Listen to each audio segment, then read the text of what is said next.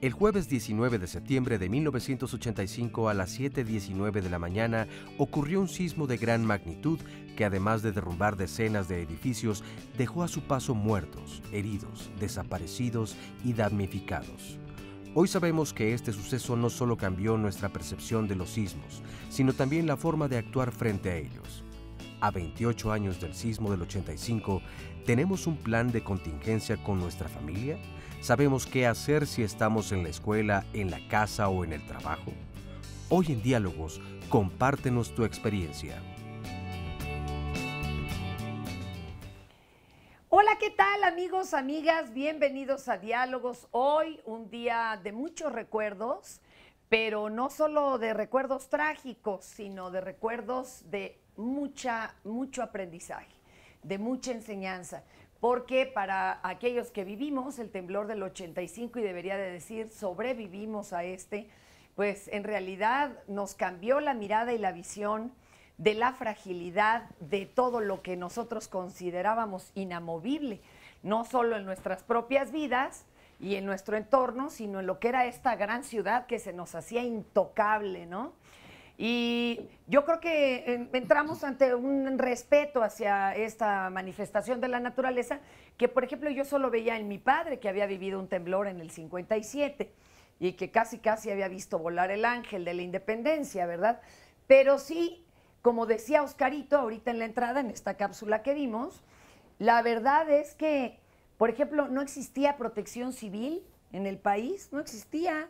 Nadie sabía qué hacer, el gobierno se quedó azorado, reaccionó casi en la noche, un día después, y eso con el ejército, y fue el pueblo mexicano, y bueno, y todos los que estaban de fueras aquí, porque todos se solidarizaron, que exactamente acuñaron la palabra solidaridad. Esto no era un programa de gobierno, fue algo que sin que ningún medio los arengara, ni que nadie lo pidiera, se acercaron a los medios de comunicación que quedaban en pie, llevaban palas, picos, equipo, guantes o su camioneta y decían, ¿a dónde vamos? Y fue muy impactante ver trabajar hombro con hombro al pueblo mexicano y, como les decía, todos los que estábamos ahí para salvar a los hermanos. Fue muy impactante. Vamos a ver esto y regresamos.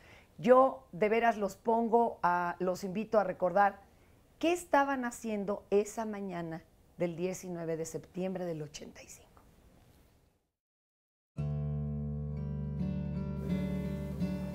Pues precisamente hoy que estamos hablando de esta conmemoración, recordar el terremoto del 85, nos venimos aquí al campamento 3 para visitar a estos damnificados que hace 28 años, cuando sucedió esto desafortunadamente, les ofrecieron venirse para acá, Janet. ¿Tú tenías cuántos años cuando les ofreció a tu mamá venirse para acá? 8 años. 8 años tenía yo cuando nos dijeron los de Protección Civil de la delegación que veníamos por 15 días. 15 días. ¿Y qué ha pasado entonces en estos 28 años que ustedes siguen aquí si venían por 15 días? Pues lo que pasa es que han pasado líderes que nada más han buscado su propio beneficio y se han llevado de aquí a su gente, por decirlo así, unas 15, 20, 30 personas y todas las demás buscan dar el apoyo a personas de afuera y no de aquí adentro. Nos han dejado aquí y hemos sido olvidados y marginados hasta por la propia delegación. Ahora te voy a preguntar algo, ¿dónde está tu mamá? Porque hace 28 años, obviamente a la que le ofrecieron esto fue a tu madre, tú tenías 8 años, eras muy pequeña. ¿Dónde está ahora tu mamá? Mi mamá va a cumplir el 20 de noviembre, cumple 5 años de fallecida, esperando con la ilusión de que ya le iban a dar según su departamento y a final de cuentas seguimos aquí. ¿Qué pasó? ¿Por qué no se lo dieron? ¿Por esto que nos explicabas? Pues sí, porque a final de cuentas cuando se entregó el último proyecto, que salió aquí en el Metro Potrero Frente, mi mamá falleció antes de que llegaran a dar las llaves.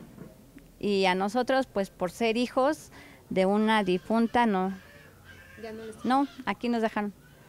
Esos lugares los ocuparon, la dirigente los ocupó para dárselos a otras personas de afuera y no de aquí, que pues hemos crecido aquí, hemos hecho nuestra vida aquí y la verdad nos han seguido dejando aquí nada más.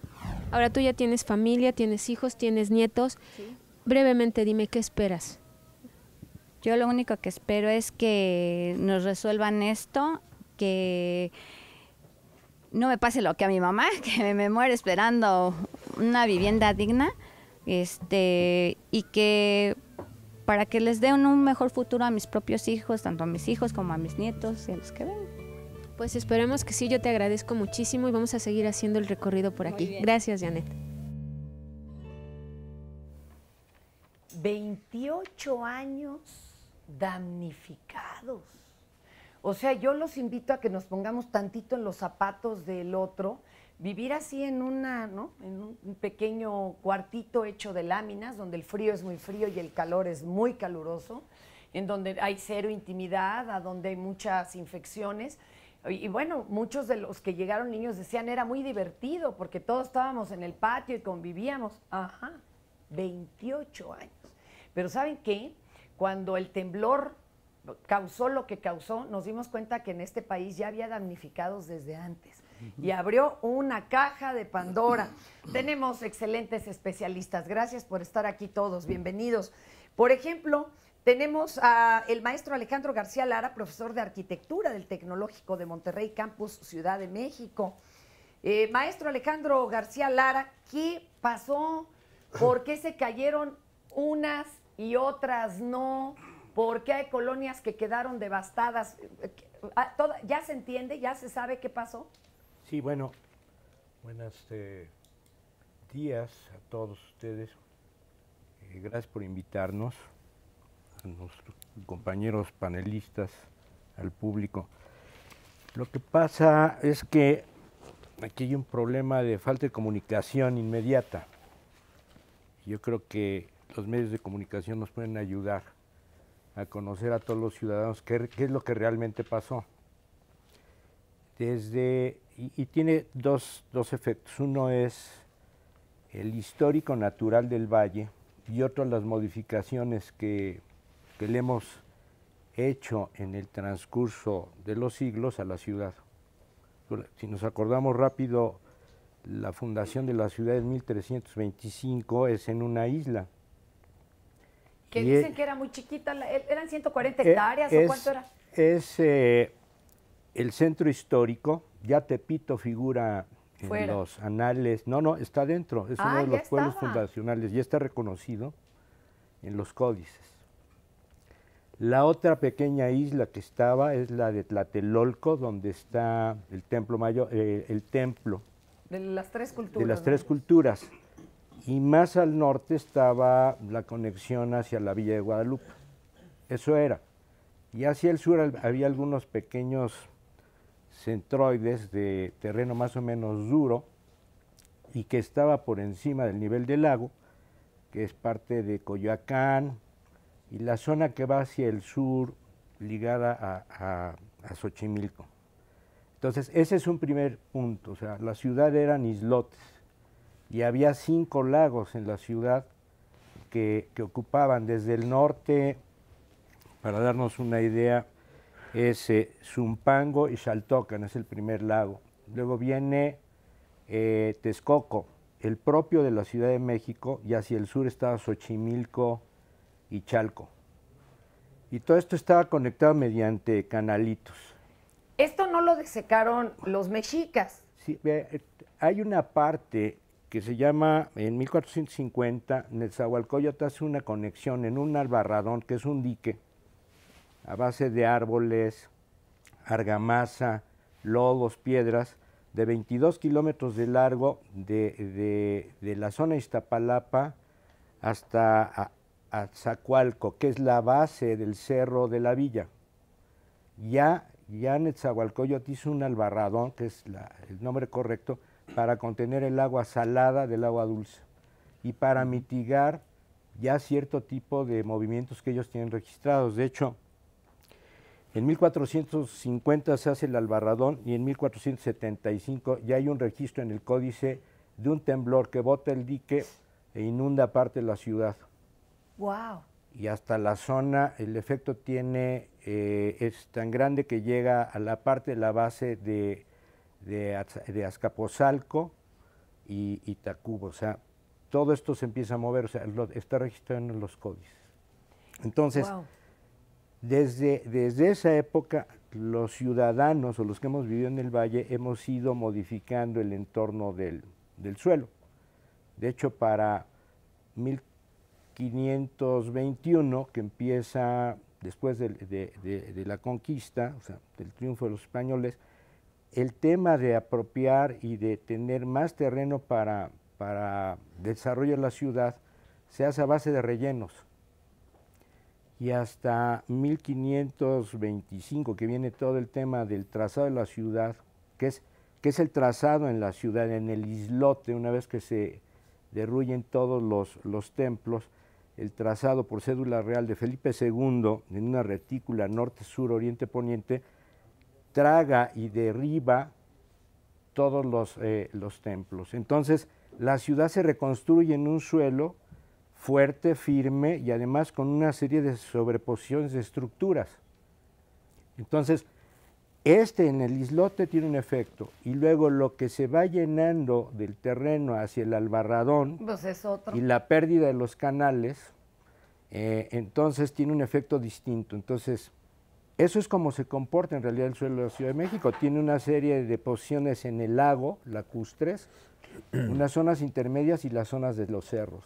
Maestro, muchas gracias. Vamos a presentar a los demás panelistas y ahorita le seguimos a la historia, porque ya desde entonces se estilaba que unos casi licitaban los virreyes, ¿verdad?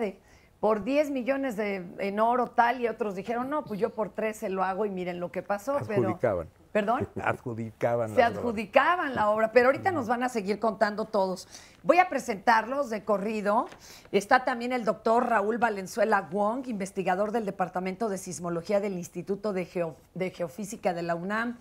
Gracias por estar aquí. Mario Garza, el maestro Mario Garza, académico del Diplomado en Protección Civil y Prevención de Desastres de la Universidad Iberoamericana. Desconocí el diplomado, qué bueno que existe esto, maestro. Muchas gracias también por estar aquí y compartirnos el conocimiento. El ingeniero Tomás Alberto Sánchez Pérez, maestro en ingeniería, director de difusión del Centro Nacional de Prevención de Desastres, el CENAPRED. Buenos días, gracias. Muchas gracias. El ingeniero Juan Manuel Espinosa Aranda, director general del Centro de Instrumentación y Registro Sísmico AC, el CIRES. Muchas gracias. Y bueno, acá estamos, entre el público nos vienen acompañando el grupo de topos, hay técnicos en urgencias médicas, están instructoras de protección civil. Bueno, va a estar esto muy interesante, aparte de, claro, pues la memoria de todos para ir construyendo y analizando. Decíamos, no había idea de que lo que nos podía pasar, porque ahora que tenemos memoria a muy cortito plazo, ya el 57 ya se nos había olvidado, bueno, a los muy mayores no, y pues no había realmente como tal una protección civil y todo esto. ¿A poco a 28 años del sismo ya estamos preparados pues para uno igualito, así? No les digo más grande, uno de la misma intensidad. Maestro. Sí, muchas gracias, Fernanda, y a todos televidentes, al auditorio, por la invitación al espacio de la Universidad Iberoamericana.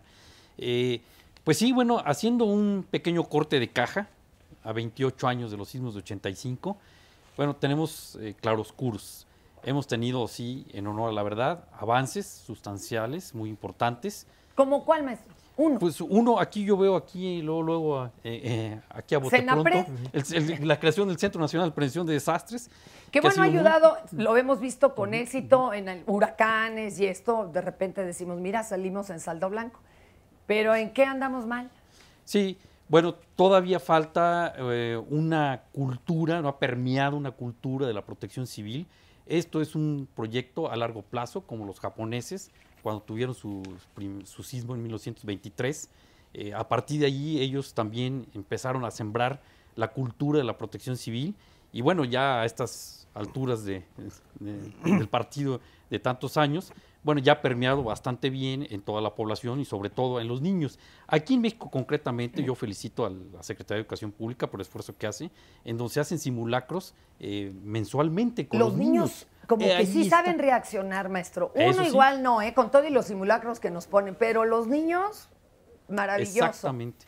Sí. Entonces, bueno, es un avance muy importante, aunque todavía falta. Esto es un proyecto a largo plazo, la cultura de la protección civil, no es por decreto. Entonces, en ese sentido, pues ahí vamos avanzando, ¿no?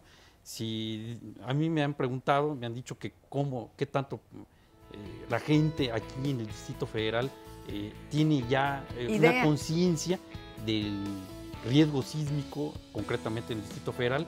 Y bueno, la consulta Mitofsky hace 4 años obtuvo datos interesantes, que el 34% de la población, concretamente en el Distrito Federal, ya sabía qué hacer en caso de sismo. Híjole. Bueno, nomás nos faltan 2/3 partes, maestro. Pero bueno, ahí vamos. Vamos de gane. Ahorita les damos la palabra a todos, ténganme paciencia. Yo pedí en redes que nos compartieran sus recuerdos, ya me están mandando hasta fotos, Tlatelolco y demás. Ahorita regresamos.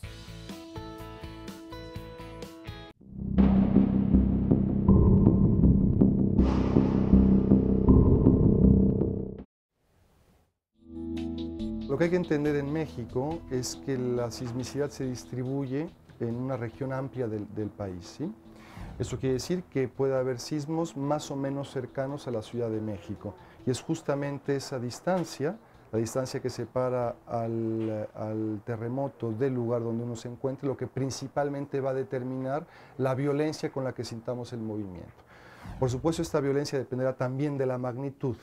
Sin embargo, 2 sismos de la misma magnitud que ocurran a diferentes distancias, su percepción, la intensidad del movimiento va a ser muy diferente y mucho menor en general, para sismos más alejados que cercanos, ¿no?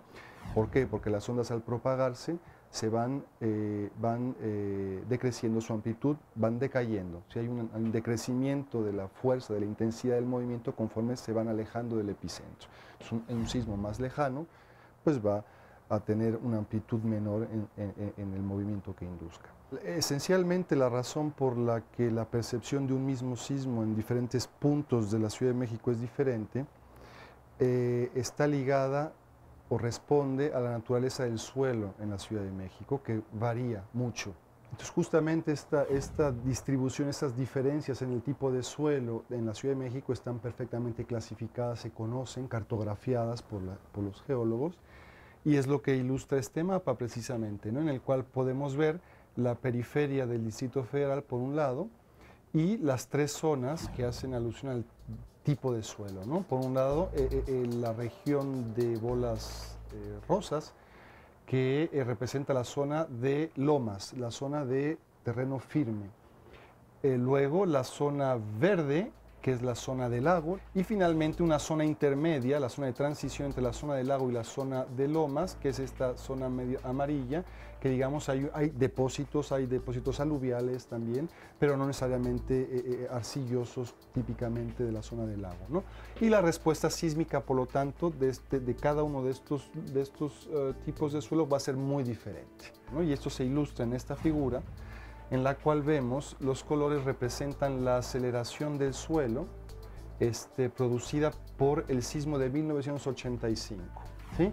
Los colores rojos es donde la aceleración fue más grande y los colores azules son donde fue menor. Entonces, las aceleraciones máximas principalmente se experimentan en las zonas del lago, en la zona compuesta por sedimentos lacustres, mientras que las aceleraciones registradas en zonas de loma, como estamos aquí en Ciudad Universitaria, son mucho menores.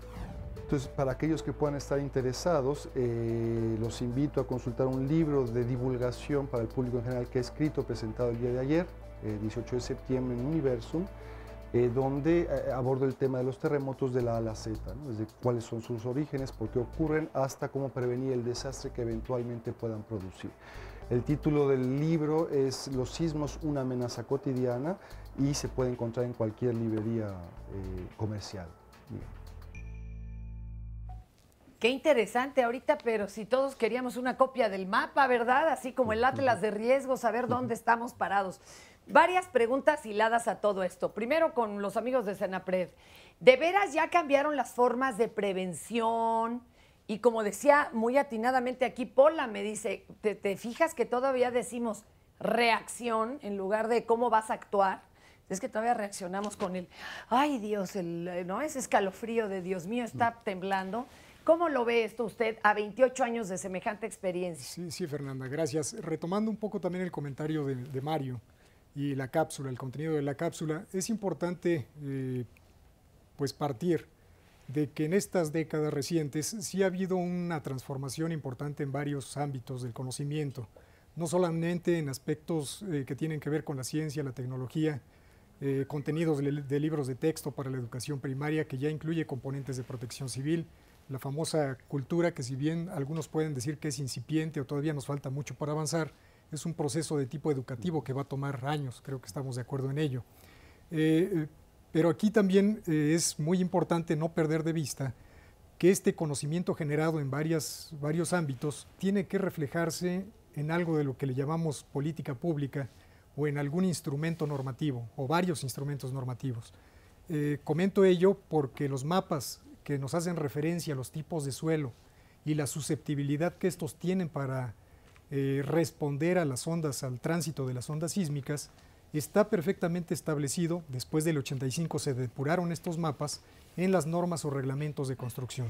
O sea, cuando habla de política pública, por ejemplo, menciónenos una que se haya establecido a raíz del temblor para nosotros los de a pie. Bueno, ellos no son tan de a pie, yo sí. No, bueno, pero sí, el mismo algo tema, así, sí, que sea tangible. El mismo tema de la protección civil ya aparece desde el Plan Nacional de Desarrollo, programas nacionales de protección civil. Eso ya es política con acciones pública. muy específicas y metas que y debe algo de que se cumplir cada haya uno de los instrumentado, gobiernos. que ya sea una realidad. Bueno, las alarmas Sí, y todo esto. decíamos, quería regresar para cerrar el comentario con los reglamentos de construcción. Sí. Ándele. Un reglamento de construcción evidentemente es un instrumento de mitigación, es un instrumento preventivo que tendrá su gran valor en la medida en la que lo apliquemos rigurosamente, se observe y esté actualizado. Ahí es donde la puerca torció el Así rabo. es, bueno. Perdón, porque yo sigo viendo que se construyen torres y más torres y alegan que tienen las licencias de construcción desde antes de los 80. Sí, eso es peligroso. A ver, termine usted su idea y ahorita vamos. Teóricamente no se debe de dar ninguna orden de construcción, ninguna licencia, si esta no cumple con un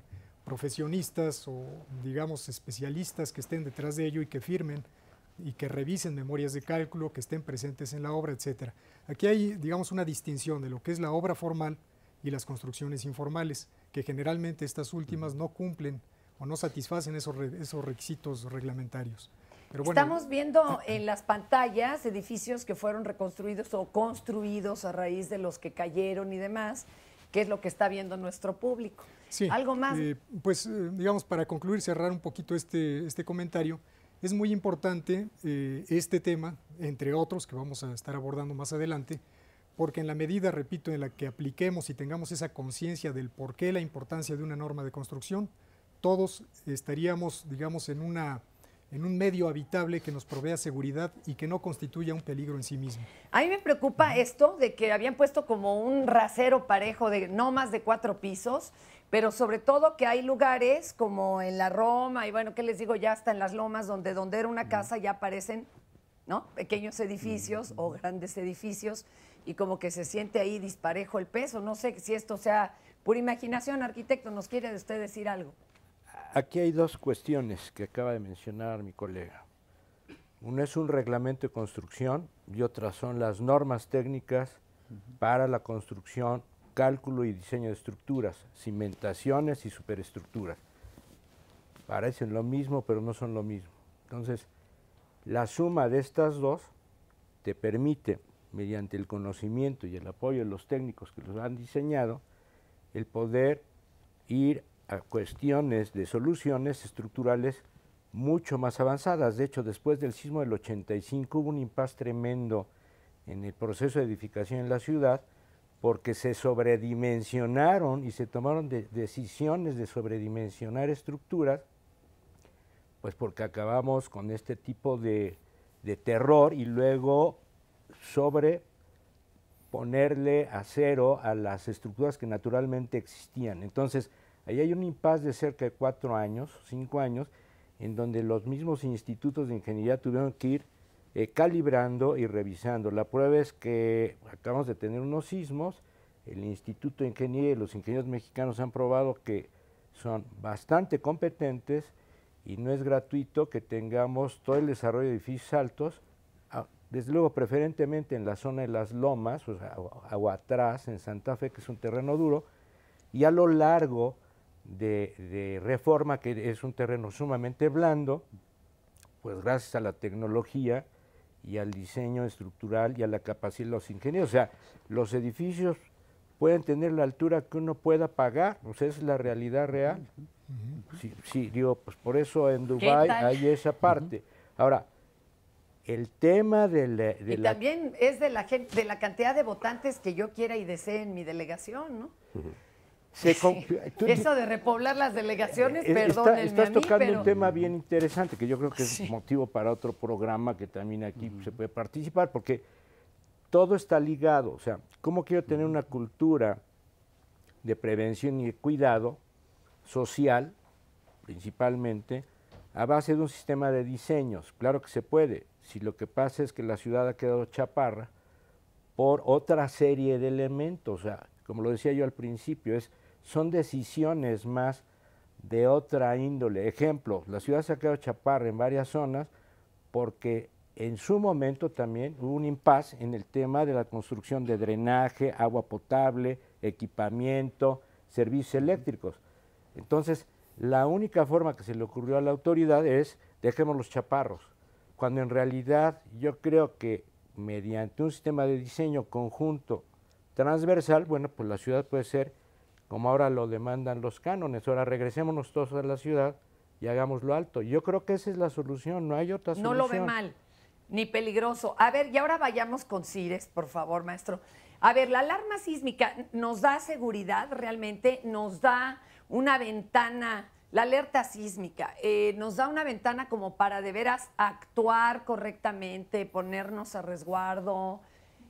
¿Por qué en unos lugares suena, en otros no? A veces suena y yo ni sentí nada. Platíquenos un poquito de esta alerta sísmica. Muchas gracias por la convocatoria. El Centro de Instrumentación y Registro Sísmico tiene ese como uno de sus desarrollos tecnológicos que trata de contribuir a la mitigación de un desastre. Pero ya se comenta por el CENAPRED con mucha claridad que hay normas mejoradas en la ciudad para evitar que las casas sufran un colapso por efectos de un temblor. La razón de ser de nuestra institución surge a raíz del terremoto del 85.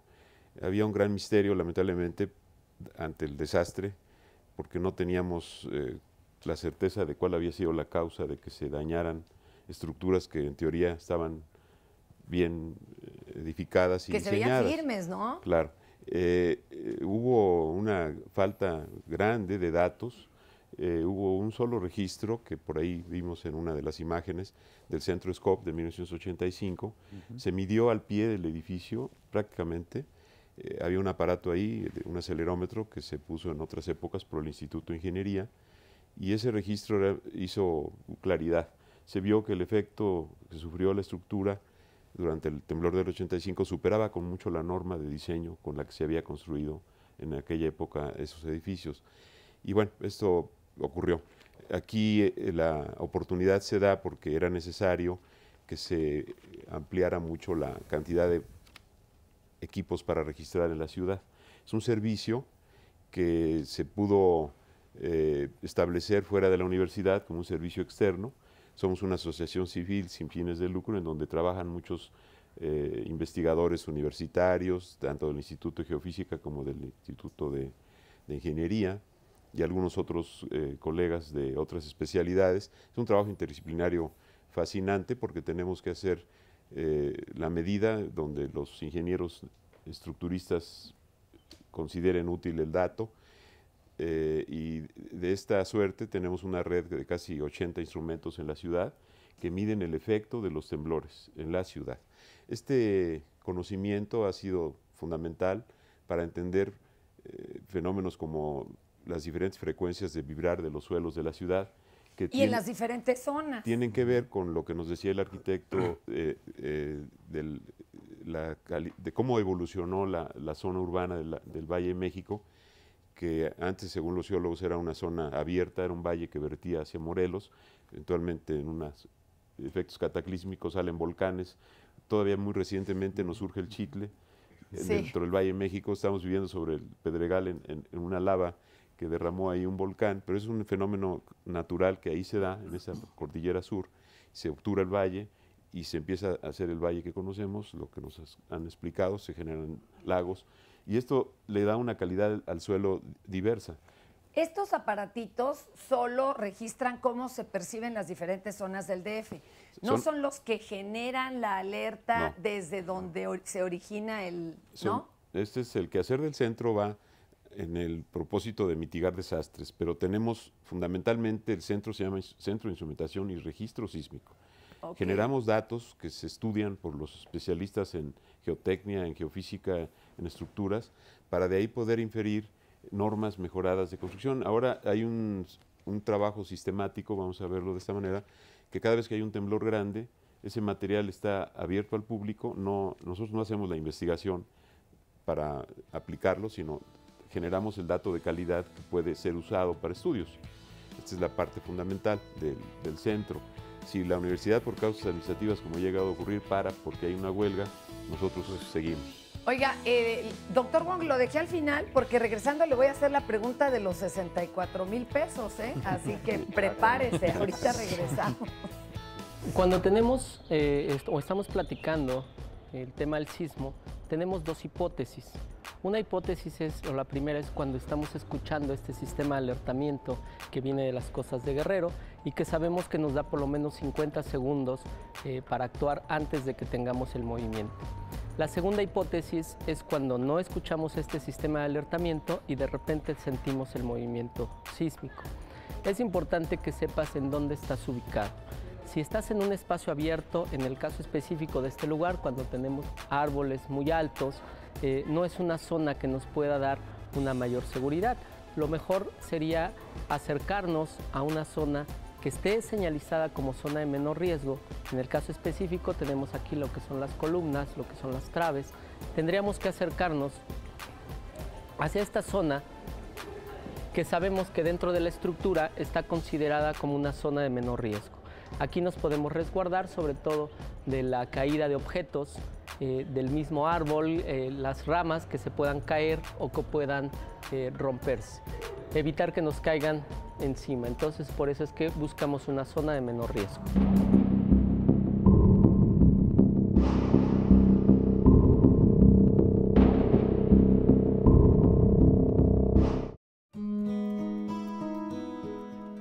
La principal actividad del Servicio Sismológico Nacional, su principal objetivo es proporcionar en tiempo y forma la actividad sísmica que se genera en la República Mexicana. El Servicio Sismológico Nacional tiene una serie de estaciones sismológicas a lo largo de toda la República Mexicana. Alrededor de 50 estaciones de banda ancha. Se tiene otro proyecto con el gobierno del Distrito Federal en donde se tiene estaciones sismológicas en cada una de las delegaciones. Esto para poder saber con precisión o mejor precisión las zonas sísmicamente activas o las zonas de fallas en donde, que originan ciertos sismos. Estas estaciones sismológicas están compuestas principalmente, lo básico es un sensor, un digitalizador y un equipo para transmitir dicha señal vía satélite básicamente a esta Universidad Nacional en donde tenemos precisamente el servicio sismológico y de ahí procesamos todos los datos para estudiar cómo está distribuida la sismicidad. Y fue hecho a partir de estudios que dicen que en la parte central de Guerrero existe algo que le llamamos la brecha sísmica y que es una región en donde desde hace más de 100 años no ha ocurrido un sismo de magnitud considerable.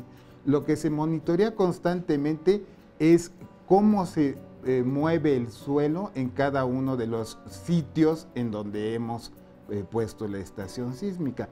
Obviamente cuando ocurre un sismo que corresponde al movimiento súbito de una falla, se propagan las ondas. Estas ondas se registran en todas las estaciones sismológicas, dependiendo de la magnitud del sismo y de la distancia en la que se encuentra la estación, y nosotros poder determinar con algunas características y con el análisis de esas ondas, saber en dónde fue que ocurrió el sismo. ¿Cómo funciona la alerta sísmica? A partir del temblor de 1985, que fue un cambio radical principalmente en la Ciudad de México, algunas personas vieron la necesidad de contar con tiempo suficiente como para tomar alguna prevención. ¿Cómo es esto? Bueno, sencillamente porque las ondas sísmicas se propagan entre 3.5 y 5 kilómetros por segundo. Y si nosotros tenemos una estación cercana a la zona epicentral, eso se transmite por vía satélite, que es básicamente la velocidad de la luz. Por lo tanto, nosotros estamos viendo casi aquí inmediatamente cuando empieza un sismo fuera de aquí, y tenemos cierto tiempo para tomar prevenciones. Mientras más pronto sepamos en dónde fue una determinada zona epicentral y de qué magnitud, las autoridades y la población civil podremos saber cómo proceder. Qué interesante, y le decía yo al maestro Wong, ya lo había puesto nervioso. Ustedes, entre que han hecho estas mediciones, ¿verdad? Cada que llega un sismo sabe a ver cuánto pegó, cómo afectó. Pero ahí en el sismológico, ¿tienen algún tipo de patrón? ¿O hay alguna regla, ya sabe usted, así de 3 y de que cada 10 años o que cada 100? Porque invariablemente, cercano a las épocas en que se conmemora esta fecha, empiezan a circular pues lo que hay a la mano, cadenas, en este caso en redes sociales, que sí ya viene un temblor muy fuerte este año. De veras, yo sé que pues es una irresponsabilidad hacer eco de esto, pero de una vez bajemos los mitos. Bueno, yo creo que una cosa que podemos decir es, no existe ninguna correlación por decir, es que estamos en el mes de septiembre o estamos en el mes de enero y va a temblar. Tampoco con que si ya está lloviendo o que si está haciendo calor o si está haciendo frío. Son fenómenos completamente independientes.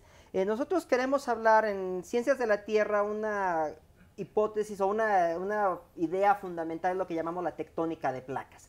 Vamos a imaginarnos que tenemos la Tierra, vamos a compararla con un aguacate. Entonces tenemos la cáscara, luego la pulpa y luego el hueso. Entonces vamos a suponer que la cáscara es lo que en la Tierra le llamaríamos la corteza. Esa corteza está dividida o fracturada, y si, por ejemplo, nuestro auditorio seguramente habrá visto que si pudiéramos como gigantes agarrar América del Sur y África, moverlas y juntarlas, embonarían muy bien como piezas de un rompecabezas. Y la razón es que hace 250 millones de años, no nada más esas dos partes, sino prácticamente todos los continentes estaban juntos. Sin embargo, como la Tierra tiene calor, lo está liberando, eso produce que la Tierra por dentro tenga movimientos que le llamamos de convección, lo cual hace que esos que le llamamos placas tectónicas se esté moviendo. Entonces, una gran cantidad de la actividad sísmica, de la actividad volcánica, se concentra precisamente en las partes donde una placa se junta o está en contacto con otra. ¿Qué es el caso de México? Estamos en la costurita. Efectivamente, todo lo que es la costa del Pacífico, si nos vamos de Jalisco hacia el sur, Jalisco, Colima, Michoacán, Guerrero, Oaxaca, Chiapas, nos podemos seguir hacia América Central, y hacia el norte podemos meternos en el Golfo de California, meternos al estado de Baja California, pasar por Mexicali, y después nos conectamos hacia el norte con la famosa falla de San Andrés, en Estados Unidos, en California. Todo eso es una zona que naturalmente tiene mucha actividad sísmica. ¿Por qué ha habido temblores en Chile? Bueno, no hace tanto, de 9 grados, que fue así como que nos quitó el aliento a todos pensar en algo así, y aquí no nos ha tocado uno de esos. Pues no nos ha tocado, una de las cosas es que pero puede suceder, vamos. No podíamos asegurar que sí, tampoco que no. Estos sismos tan grandes, por ejemplo, también nos vamos atrás al año de 2004 en Sumatra, en Indonesia, en Japón hace 2 años, también un sismo de magnitud 9.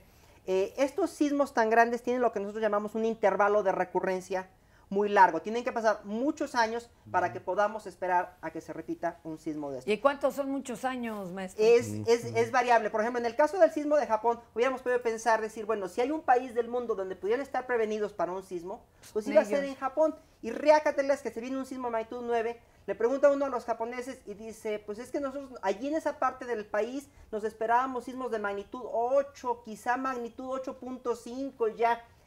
Y ya viendo el registro histórico más hacia atrás, ciertos trabajos que se hicieron, se encontró que hace aproximadamente 1100 años, por el año 900 y feria, se había producido un sismo similar a ese en esa parte de Japón. Entonces hablando, en este caso en particular, de alrededor de 1100 años, pero ese valor es variable para distintas partes del mundo, para distintas partes del país. A ver, otro que era pues como un mito urbano, se decía que los japoneses predecían los terremotos, que con los animales y bueno, y luego vienen, ¿verdad? Las predicciones son del brujo mayor.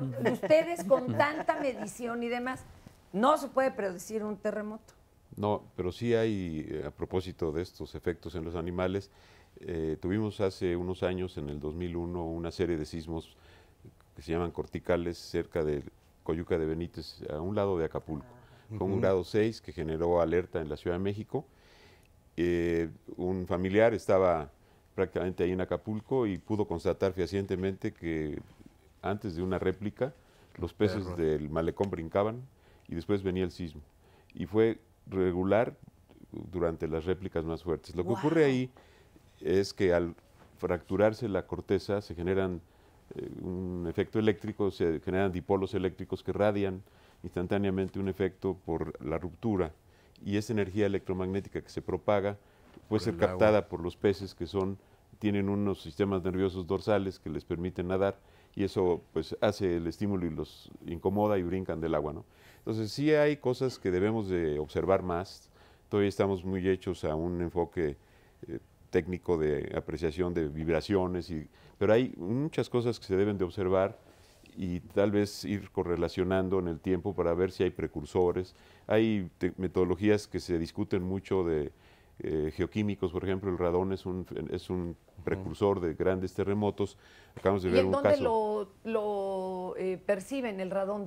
El radón se mide, pero es... ¿Pero en dónde? ¿En el aire? Se mide en fluencia del suelo. Sale del suelo. Se ponen dosímetros puestos en algunas estaciones, ahí converge el gas y hay centelleo de los isótopos radioactivos que se puede captar con detectores especializados, y se puede llevar una cuenta y hay un flujo regular de ese gas, y se ha observado que aumenta el flujo por causas de que viene un sismo y después de un lapso de semanas vuelve a descender. En ese proceso de que sube y baja se han correlacionado la ocurrencia de temblores. El temblor de 1885 de Caleta de Campos en México tiene un estudio a posteriori de las plantas geotérmicas de Comisión Federal de Electricidad en Michoacán.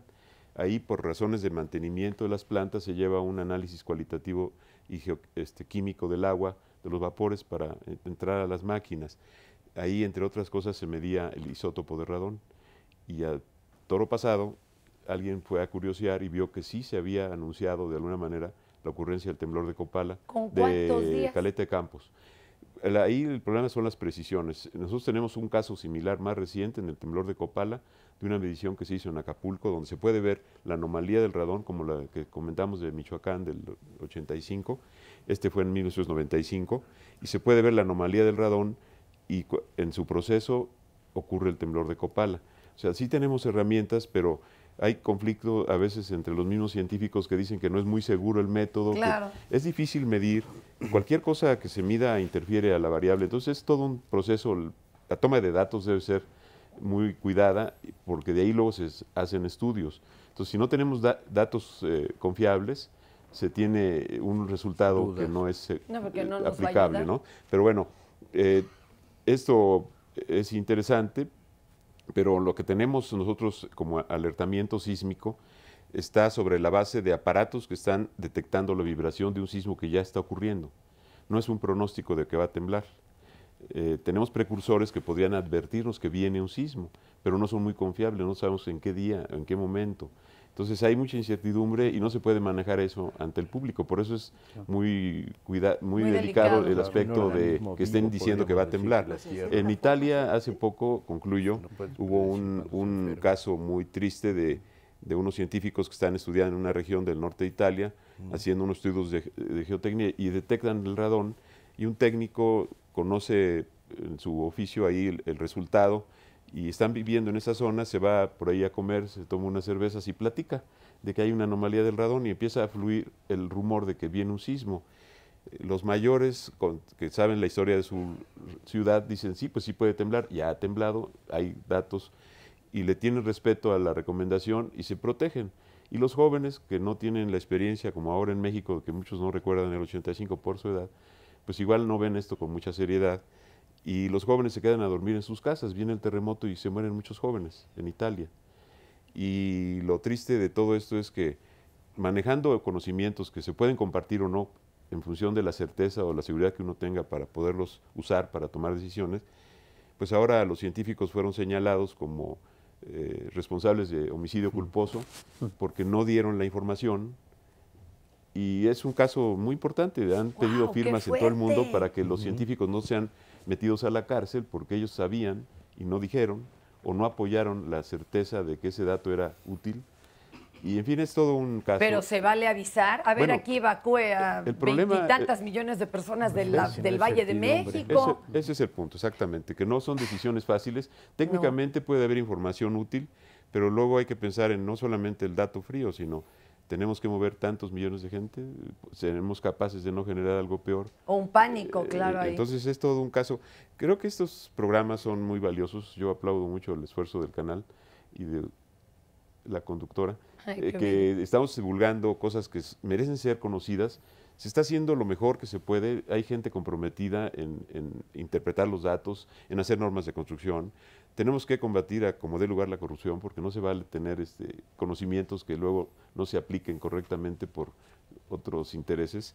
O sea, hay muchas cosas que se deben de poner por delante, porque estamos peleando contra un fenómeno natural o muchos problemas que nos afectan de la naturaleza, que si no se tratan con la seriedad, luego las consecuencias son más costosas, ¿no? Y bueno, a ver, acá ya también quieren participar. Ahorita ya me están pidiendo aquí entre las peticiones del público que nos explique ese aparatito. Ahorita nos los explican. Claro. A ver, Pola, por favor, tú eres instructora y eres también de parte del equipo de Topos. Así es. ¿Quiénes conforman Topos? ¿Esto es algo federal, local? Cuéntanos. No, mira, la historia de los Topos es que son un grupo de personas nacidas de la sociedad civil que ante la impotencia de las autoridades de dar una respuesta de una manera adecuada, deciden intervenir. Y a partir de ahí, del 85, es cuando se pone el adjetivo a estas personas de topos. ¿Pero se aventaron como el Borras o tenían alguna especialidad, no sé, en espeleología o algo que supieran hacer, o nada más porque eran chiquitos, compactos, dijeron yo qué pollo me meto? No, mira, yo creo que primero que nada había un enorme amor a nuestra ciudad. Segundo, el ver el sufrimiento de las personas era algo que te hacía actuar, reaccionar. Y tercero, había algunas personas muy escasas con algún conocimiento, pero la mayoría pues éramos jóvenes que no sabíamos ni la O por lo redondo de este tema. Pero te ves re jovencita. ¿Cuántos años tenías en ese momento? 20. No, sí se ve muy chavita, mi compañera. ¿Y quién te jaló? ¿Quién te dijo, vente, vamos a meternos allá a buscar? Tú Nadie. sola. El amor a mi ciudad, a mi gente, primero que nada, y porque la magnitud era realmente ¿En qué edificio fue el primero en el que te metiste así a la buena de Dios? Al Conalep. ¿Qué tal? Qué valor, ¿eh? Porque uno entendería que pues igual tiene que saber algo para poder hacerlo. Ahorita nos cuentan cómo se están preparando las nuevas generaciones de topos y ahora sí hay algún tipo de entrenamiento, ¿te parece? Y me dicen que si nos explican qué hacer en caso de un sismo, pero en la vía pública, porque hay veces que ni para dónde correr, escoge uno, descarga eléctrica o árbol, ¿no? Ahorita venía.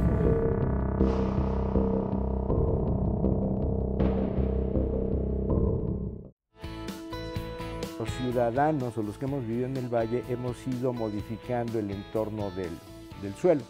el tema de apropiar y de tener más terreno para desarrollar la ciudad se hace a base de rellenos. La ciudad se reconstruye en un suelo fuerte, firme y además con una serie de sobreposiciones de estructuras. Todavía falta una cultura, no ha permeado una cultura de la protección civil. Después del 85 se depuraron estos mapas en las normas o reglamentos de construcción. Un reglamento de construcción evidentemente es un instrumento de mitigación, es un instrumento preventivo que tendrá su gran valor en la medida en la que lo apliquemos rigurosamente.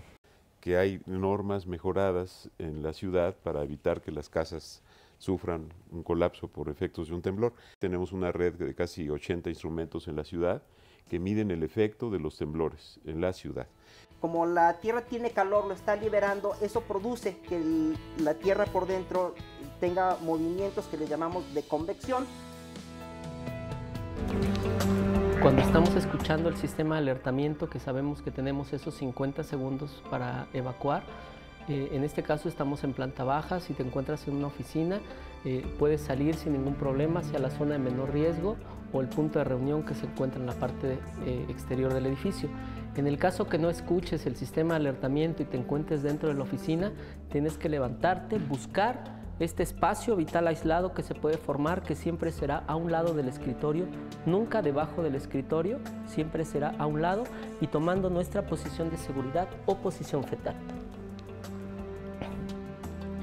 Esperas a que pase el sismo y posteriormente puedes levantarte, buscar la ruta de evacuación y dirigirte al punto de reunión. No es recomendable ponerse debajo del escritorio porque en el caso de que colapse el techo en un tipo de colapso apilamiento, lo único que vas a lograr es quedarte atorado dentro del escritorio, ¿sí?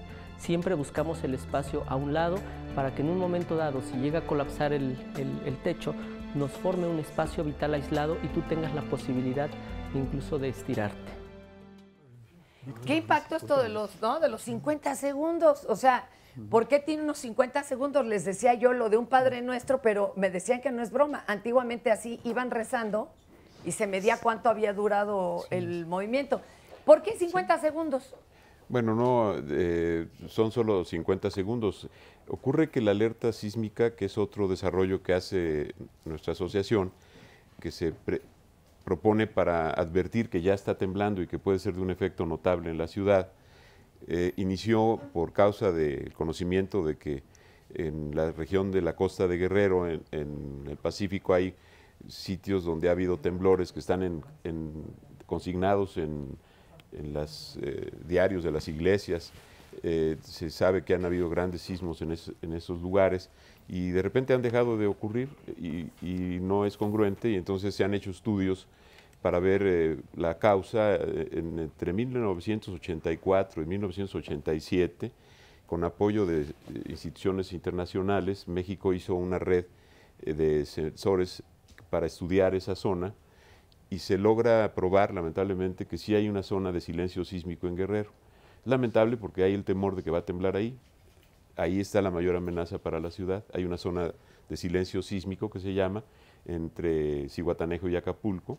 Perdón, ¿qué silencio sísmico? ¿Que no se percibe nada en estos aparatos? Efectivamente, bueno, hay sismos que ocurren en la región, pero en el entorno de la brecha de Guerrero. O sea, hay lugar donde por alguna causa no se están dando temblores como en la zona de la periferia. Claro. Entonces eso marca que sí hay una anomalía geológica, está atorada las placas, se están acumulando esfuerzo. Hay otros estudios recientes con aparatos de GPS para ver el deslizamiento del suelo. Parece que hay un relajamiento del esfuerzo. En fin, se está empezando a entender la causa por la que ahora no ha habido el temblor que se espera. Pero en la historia hay crónicas de que sí ha habido. Hay un libro muy importante que conviene comentar, que escribe Virginia García Costa y Gerardo Suárez. Ella es una socióloga y Gerardo Suárez es exdirector del Instituto de Geofísica de la UNAM, gente con muchas calificaciones, pero se dedican a estudiar la historia de México desde la época de la prehispánica, y hay códices donde ya se ve los temblores escritos por la gente que vivía en esa región de México. Y bueno, ahí se puede ver esto de los Padres Nuestros y el Santo Patrón. Hay unos relatos fascinantes. Es un libro que parece ¿Cómo se llama? Los sismos en México. Lo publica... Los sismos en la historia de México. Los sismos en la historia de México. El Fondo de Cultura es un libro verde, grande, de formato muy bonito y tiene unos códices preciosos de la época prehispánica. Pero bueno, esto es totalmente anecdótico. Como ciencia, como métodos más cuidados, se tiene el servicio sismológico al inicio del Porfiriato y se tienen los primeros aparatos para medir. Entonces ya con eso se empiezan a hacer otro tipo de consideraciones que son muy valiosas, pero posibilidad de tener una alerta sísmica se da porque la velocidad de propagación de las ondas sísmicas es rápida, pero no tanto. La parte más desastrosa tiene una velocidad de propagación del orden de los 4 kilómetros por segundo. Y la otra que es más rápida es el doble, como de 8 kilómetros por segundo. Mucha gente cuando habla de que sintió un sismo dice, yo sentí que estaba temblando y de repente empezó a temblar más fuerte. Es algo muy común en los relatos de la gente. Y esto marca que hay una onda que llega muy veloz, que no es muy energética, y la que viene atrás a 4 kilómetros por segundo es la más severa. Es la que ya hace que las estructuras del suelo y es lo que nos da este intervalo, esta ventana, para hacer algo. Sí. De acuerdo. Si uno detecta cerca del origen del temblor, como es el caso del sistema de alerta, tiene sensores ya muy diseminados en las zonas que sabemos que han tenido actividad sísmica. Si tenemos los aparatos que miden y que estiman el tamaño de lo que está ocurriendo, se tiene que estimar con el inicio de la vibración. No se puede ver todo el desarrollo en un sismógrafo, que luego también se hace en geofísica, se ve la forma, la duración del efecto en el lugar, y se puede de ahí dar el tamaño del temblor que debió haber generado ese registro. En el caso de la alerta, si queremos ganarle al viaje de la onda sísmica, tenemos que hacer un pronóstico precoz con los primeros datos, con los primeros segundos de observar el fenómeno, se debe de inferir de qué tamaño va a llegar a ser. O sea, ¿ya se puede hacer eso? Eso se está haciendo. De hecho, se hace desde 1991 en el sistema de alerta, que se pusieron los sensores en la zona de Guerrero, porque es donde se tiene la mayor preocupación. En Michoacán no hay. Sí hay ahora, pero originalmente empezamos en Guerrero, porque ahí es donde está la amenaza probada del sismo de la brecha de Guerrero, y son solo 12 sensores que se pusieron en Guerrero. La distancia promedio de esos sensores a la Ciudad de México es como de 320 kilómetros, de tal suerte que la onda que viene a 4 tarda en llegar a la ciudad 80 segundos. Si no tardamos más de 20 segundos en el campo, cerca, para saber que el temblor va a ser peligroso, lo alertamos, tenemos 60 segundos. De ahí, ¿peligroso es de cuánto en adelante? Bueno, cuando un sismo, la gente en la Ciudad de México, considerando todas las variables, porque si vivimos en zona de suelo duro, la gente dice, yo no sentí el temblor. Y hay lugares donde la gente dice, se sintió muy fuerte, el mismo temblor. Tenemos datos ya medidos, que ese es el uso que se le da a estos 80 aparatos que mencionábamos, de que tenemos una infraestructura muy útil para saber el efecto que causan los sismos en la ciudad. Podemos ver la complejidad de la ciudad por los suelos que ya se han comentado, de tal suerte que la alerta tarda en llegar 80 segundos a la ciudad, y si es un sismo arriba de 6 grados, es seguro que la gente lo acusa en toda la ciudad. Y un sismo no mayor de 5, o un poco arriba de 5, ya es percibido por las gentes que viven en los terrenos más sensibles. De ahí, las autoridades de la Ciudad de México, cuando el sistema empezó a dar resultados en 1991, el gobierno de la ciudad consideró importante que estos 60 segundos eran muy útiles porque los niños sí podían ir a zonas de seguridad o de menos riesgo en las escuelas. Entonces empezó un grupo piloto de escuelas de la SEP, de 25 escuelas en diferentes regiones del Valle de México, empezaron a practicar simulacros. Originalmente el sonido de la alerta era la sirena de la patrulla, y pasaba la patrulla o pasaba la ambulancia y los niños hacían simulacro. Entonces, por esa razón se usó un sonido diferente. Otro sonido. Esa es la causa. Que hay quien acusa que es muy angustiante. Mucha gente cuestiona el sonido, pero no lo propusimos nosotros. Fue una aportación que se hizo por la Asociación de Radiodifusores en la oficina de la doctora Alejandra Moreno, que en la época de Manuel Camacho estaba en una función, no recuerdo, Secretaría de Gobierno. En la Secretaría de Gobierno estaba. Entonces ella fue la que convocó a estos técnicos de la Asociación de Radiodifusores, que también hay que reconocer, desde un principio aceptaron difundir la alerta. Por eso es que la Ciudad de México es pionera en el mundo por tener una alerta que inicia en 1992, en 93 inicia, pero es el primer lugar del mundo en donde se hace una combinación de un esfuerzo técnico con el gobierno y con las empresas de radiodifusión. Sí, Estaba muy cerca la interesante. experiencia del 85 y muchas cosas se hicieron con mucha rapidez, afortunadamente. ¿Y qué le decimos a Adriana Torres y a los amigos que quieren saber? Bueno, ella es de Coyoacán. No se debe, ¿qué se debe y qué no se debe de hacer en un sismo que te agarre en vía pública? Tú querías decir aquí, a ver, por adelante. Sí, bueno, lo primero que tenemos que hacer en nuestro diario caminar para no reaccionar ante el evento Sí. es conocer por dónde caminamos. Así como conocemos las grietas de la banqueta, pues tenemos que saber qué postes tenemos en riesgo, qué árboles podrían desgajarse a nuestro paso o qué edificios tienen cristales para podernos proteger y ubicar un espacio abierto sin cables, sin postes o sin árbol. O saber en qué parte de un edificio me voy a resguardar entonces, porque el riesgo que tengo es mayor afuera que resguardada dentro de un... ¿En serio? Mira, actualmente... Pero todo el mundo corre a las puertas. No, las puertas Yo ya digo un que es mito. para detenerlas, ¿verdad? No se vayan a caer. Pero sí, hombre, era mito, además socorridísimo, ¿no? Sí, sigue siendo muy socorrido por los adultos. Pero no. Pero hay una explicación. Antiguamente las edificaciones eran de un grosor bastante considerable, sobre todo las de adobe. Y llevaban una trave de la madera trave, muy pues ahí sí impresionante, se ¿no? agarraba lo que fuera, pero Entonces, ahorita con las puertas que tenemos... a través de mi experiencia, incluso en el terremoto de Chile, vemos cómo el resto de la edificación de adobe se cae, pero quedan en pie las puertas. Eso ya no es posible en nuestra ciudad porque primero ya no tenemos ese tipo de construcciones. Claro. Segundo, bueno, los grosores de las paredes A ahora ver. son muy diferentes. Pero ¿qué hacemos? ¿Por qué me dicen que es más seguro adentro que afuera? Si recordamos que cuando el temblor del 85, la superleche, se cuenta con terror que personas que iban en un transporte público descendieron y se trataron de proteger en la superleche y bueno, pues ahí quedaron, ¿verdad? Bueno, por eso la sugerencia es que tú durante Conozcas tu tu recorrido recorrido.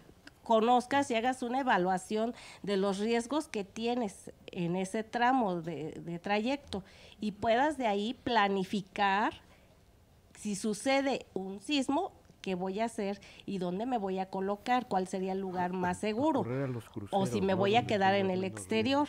Acá nos va también a aclarar algo el maestro. Y la segunda es evaluar si el tipo de transporte que yo uso me puede brindar cierta seguridad, si no O me no. voy a mover de ahí. Pero sí es mucho de planificación, ya no es de reaccionar. Tenemos que aprender a visualizar nuestros riesgos y de ahí determinar cuál es mi plan para Ahorita vamos a enfrentar hablar del plan ese familiar movimiento. también. ¿Ok? Adelante, allá tenemos manitas levantadas, ¿verdad? Es una aportación rápida. Efectivamente, la tarea de identificar riesgos implica también tomar medidas para reducirlos. Y no todos son riesgos. Podemos ¿Cómo qué? ver A ver, riesgos cuéntenos. y podemos ver también ciertos recursos. Si volvemos a la pregunta que hace el público, de estamos en un lugar abierto o en la calle, ¿qué podemos hacer? Bueno, efectivamente hay que identificar en nuestro día a día de camino al trabajo, a la casa, a la escuela, como fuera, cuáles serían esos riesgos potenciales a los que podríamos estar expuestos, pero también ciertas zonas que nos pueden ofrecer seguridad.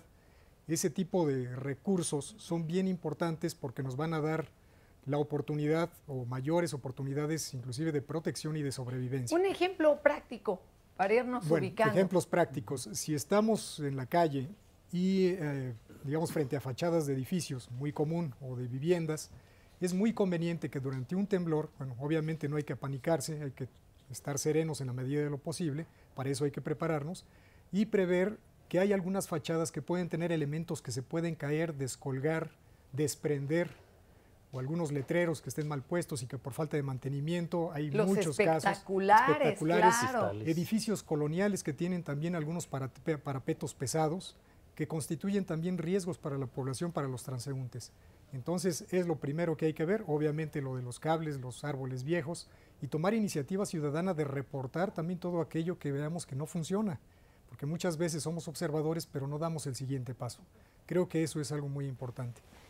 Ajá, ¿quiere agregar Sí, algo? nada más para terminar, dentro del inmueble es importante que previamente, ese es el ejercicio de prevención, se determine cuáles son los lugares que ofrecen la mayor seguridad. ¿Cómo cuáles son los que ofrecen? Este tipo de asesoramiento nos los debe de dar idealmente un ingeniero civil, un arquitecto, un pasante de estas carreras, y nos puede decir, mira, este es un muro de carga, esta es una columna importante que está construida para que soporte y tenga resistencia suficiente la edificación.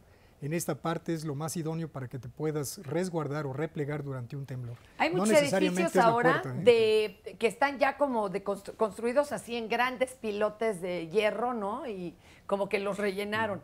¿Esas traves protegen? Sí, hay elementos, digamos, estructurales que por eso es importante valernos del especialista. Para que vaya al lugar. Para que vea y si no es un muro falso, si no es una trave que está simulada y que nos diga, mira, aquí los elementos estructurales son A, B y C. Y en caso de un temblor debes de acudir, replegarte hasta este lugar, porque no tendrías tiempo suficiente y no es recomendable estar bajando escaleras ni utilizar elevadores. A ver, y los que ya están más cerca de la azotea, algunos dicen, pues súbase a la azotea. Bueno, si vas a subir escaleras, no es recomendable subir escaleras. Nadie garantiza que los movimientos horizontales de un temblor te permitan subir o bajar escaleras.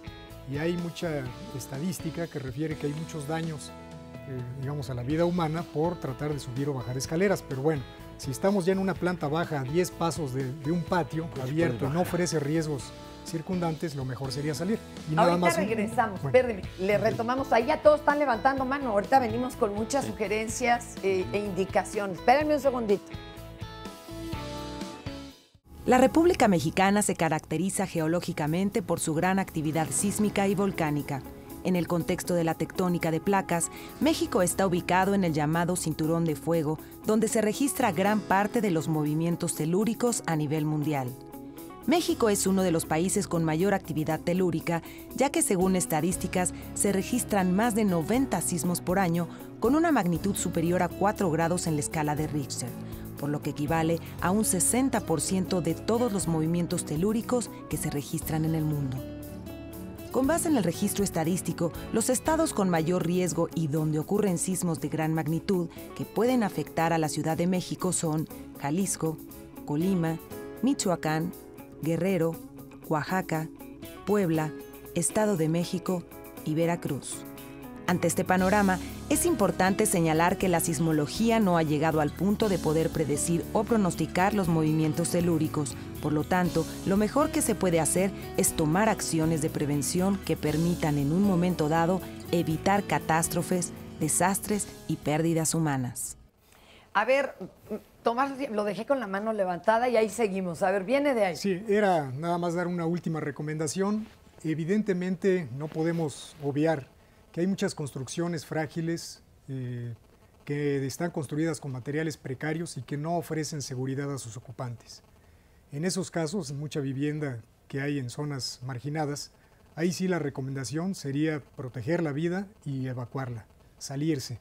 Sí. Hay quienes sostienen sus láminas, son láminas que las detienen con rocas o con tabique, y hay vivienda de mampostería sin refuerzo que no ofrece ninguna seguridad cuando comiencen las oscilaciones. Salvo esos casos, sí quiero ser muy claro, la recomendación general sería el repliegue hacia una zona interna debidamente o previamente identificada como zona de menor riesgo, esperar a que termine el temblor y después evacuar para que se haga o se permita el ingreso de quienes revisen si eso es habitable o no. Eso Oigan, sería... y si hay una persona con alguna discapacidad, ¿te detienes a ayudarla y menores, todo esto, o la tienes que dejar? ¿Cuál es la decisión? Aparte del heroísmo personal, ¿verdad? A ver, maestro. Pues, todo un tema. No, bueno, haciendo esta pregunta... y más lo que usted nos quería decir. Sí, muchas gracias. No, quería un poco complementar lo que estaba diciendo Tomás. Ah, ¿verdad? Pero es una disyuntiva ética bien fuerte, pero complétele y ya luego hablamos. Sí, bueno, nomás quería comentar así muy brevemente que sí es un esfuerzo muy importante y se dio un salto cualitativo muy importante en cuanto a las cuestiones de información y de fomentar una cultura de la protección civil con un proyecto que se hizo en 1990, precisamente con Alejandra Moreno Toscano, cuando estaba en la Secretaría General de Gobierno del Distrito Federal, en el cual su servidor también participó, que se publicó un folleto que se llama Sismos, Saber Qué Hacer, que era del tamaño de una revista más o menos. De hecho, acá tengo, mira, una revista, pero este es del Senapred, Ajá. que luego nos van a decir dónde conseguirla. Sígale. Sí, bueno, muy brevemente. Entonces, ese folleto se envió a través de las cuentas prediales en el Distrito Federal, a todo el mundo le llegó, fueron 4,5 millones de ejemplares que se repartieron al Distrito Federal, y era muy interesante porque decía medidas de seguridad en caso de sismo, si estaba en la vía pública, si estaba en el metro, si estaba en mi casa, si estaba en el cine o en el teatro, en diferentes partes. Y eso, la verdad, desafortunadamente, ya no hubo la continuidad de ese proceso o ese proyecto de difusión masiva hacia la población. Pero ahí se dio un buen salto cualitativo en cuanto a las medidas de seguridad en caso de sismo. Me esperan tanto un segundito. A ver, miren, aquí tengo a alguien que lo vivió. No te apures, Carlos, un segundito. Carlos, tú eres habitante todavía actualmente de este lugar con el que abríamos nuestro programa, donde están o permanecen las familias desde hace 28 años. Sí, así es, todavía. ¿Tú de qué edad llegaste ahí? De 14 años. ¿En qué colonia habitabas? En la colonia Vallejo. ¿Qué era casa, edificio? En aquel entonces era mucha vecindad y era donde yo vivía una vecindad. ¿Ya era vieja? Ya estaba vieja. ¿Qué pasó en el temblor? ¿Lo sentiste ahí? ¿Saliste huyendo? ¿O nada más quedó muy lastimada la estructura? Quedó muy lastimada la estructura cuando fue el sismo. Yo iba a entrar a la secundaria. ¿Y qué les dijeron? ¿Ya no pueden regresar aquí a habitarla? Pues estuvimos, no me acuerdo cuántos días ahí acampando afuera de la vecindad y posteriormente nos mandaron a campamento. ¿El campamento por dónde queda ahora? Mire, originalmente llegamos al campamento de Riobamba, donde ahorita es un centro comercial. Después de 1 año, 2 años nos mandaron donde originalmente ahí estamos todavía, que es saliendo del metro Lindavista. Y, por ejemplo, ¿cuántos familiares eran, en qué dimensiones y ahora en cuánto se convirtió esto? Híjole, pues la realidad es de que sí llegamos como 300 familias y originalmente pues somos ahorita como unas 250 familias, por lo que ha crecido. Pero me refiero, ¿cuántas personas eran en tu casa? En mi casa éramos 9 hermanos. 9 hermanos, ¿más qué, papá o mamá? Papá y mamá. Ok, eran 11. Exacto. ¿En el campamento llegaron ya todavía al nuevo campamento los 11? Bueno, pues unos ya nacieron ahí en el campamento, pero sí. ¿Y cuántos metros tienen para vivir? Originalmente eran de 6x3 de lámina. Ahora, bueno, pues ahora por las necesidades hay hasta de 4x4, porque pues tenemos que, donde viva el hijo, ¿no? ¿Y cómo le hacen? ¿Qué hicieron para poder dormitar? ¿Dormitaban en colchones o en...? ¿Qué hicieron? Pues la verdad es de que originalmente pues todavía alcanzamos nosotros a sacar nuestras pequeñas camas y pues ahí nos acomodamos como pudimos, ¿no? Todos, claro, así que uno en filita tras el otro porque pues, el espacio era muy chiquito. ¿Y qué les dicen las autoridades? Híjole, pues O sea, ¿ya se responsabilizaron de reinstalarlos? Así es, nosotros supuestamente cuando llegamos íbamos con... de 3 meses, vaya, o sea, de que íbamos a estar nada más ahí. Y ahorita pues ya pasaron 28 años, donde pues la verdad cada vez somos más y más. Y las autoridades pues simplemente se lavan las manos. Ahorita tenemos a lo mejor yo personalmente una gran esperanza con las nuevas reformas que hay, que pues ojalá y nos toque algo para que nos puedan dar presupuesto. Creo que no están en las reformas, pero así mira, ni en las letras chiquitas, ¿eh? Híjole, pues entonces ¿cuántos años más nos faltarán? No sé. ¿Y qué autoridades son los que se habían responsabilizado? ¿Las locales o las federales? Pues en aquel entonces era igual lo mismo, ¿no? Porque, bueno, era un solo partido político. Ahora ya hay mucha guerra de partidos políticos. Pero ya se aventaban la bolita. A ver, mi pregunta es, ¿con quién siguen tratando? ¿Quién los está viendo? Pues en realidad no hay ningún representante gubernamental, bueno, que se eche que diga yo voy a ayudarles, ¿no? Realmente ni nos visitan. Pero no, ni cuando estaban haciendo campaña y prometiendo, nadie les fue a dar una vueltecita.